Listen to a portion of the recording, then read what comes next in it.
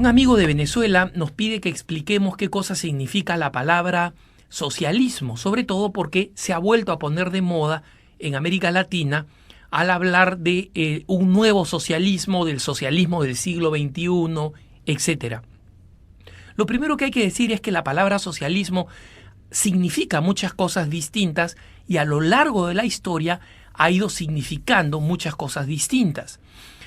Durante la época de las primeras revoluciones obreras, a mediados del siglo XIX, el socialismo, el primer socialismo que surge es el socialismo planteado por el filósofo Proudhon.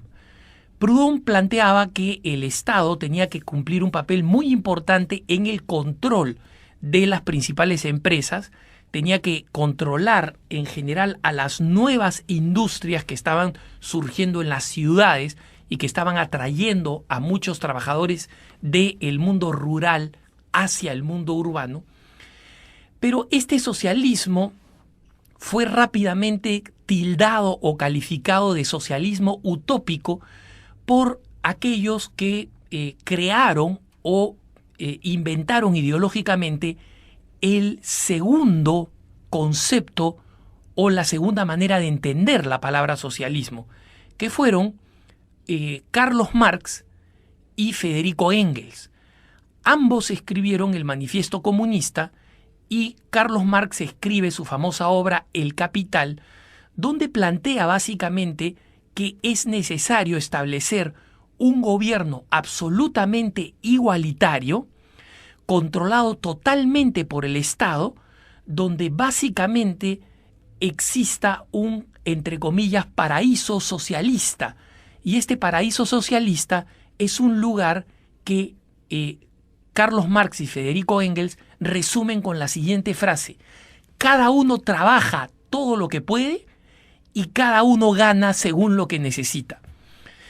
Finalmente, este socialismo logra ser aplicado en un primer país. Es el país más extenso del mundo, Rusia, y se hace gracias a un revolucionario, Lenin, que reinterpreta los textos de Marx y crea lo que se conoce como el marxismo-leninismo. Toma el control a través de la revolución de 1917 de la antigua Rusia zarista, gobernada por los zares, y finalmente crea un imperio conocido como la Unión de Repúblicas Socialistas Soviéticas.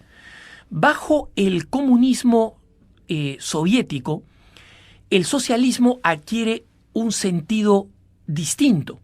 Significa el total control del Estado de toda la vida de los individuos. No solamente de la vida económica, sino política, mediante un partido único, cultural. Las personas leen, aprenden, se les enseña solo aquello que el Estado marxista, que el Estado socialista impone.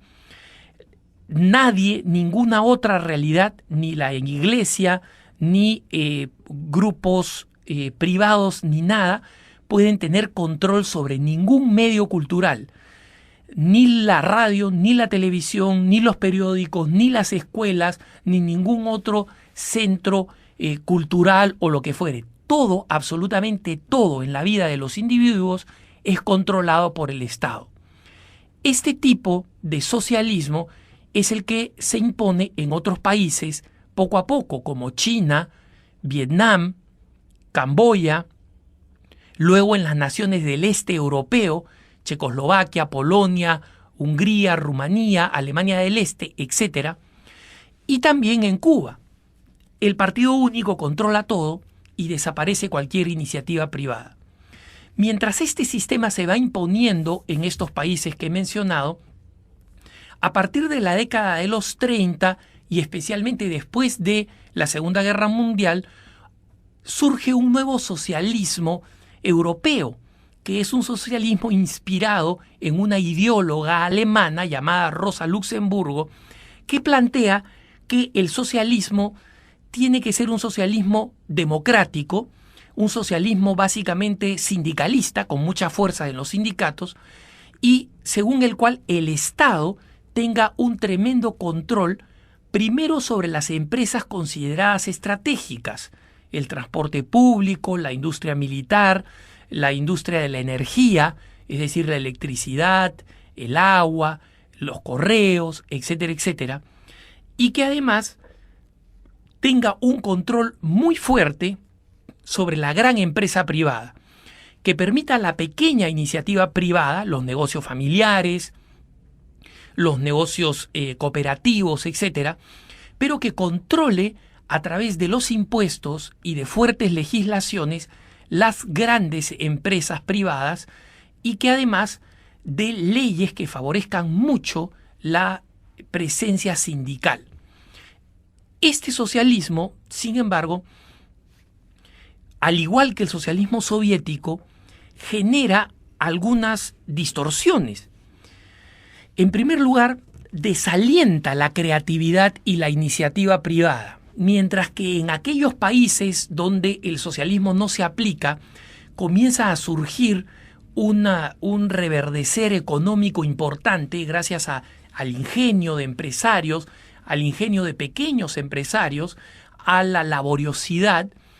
En los sistemas socialistas se desalienta esto, porque pónganse a pensar ustedes, una persona creativa con ideas para mejorar la producción, con energía para trabajar más tiempo,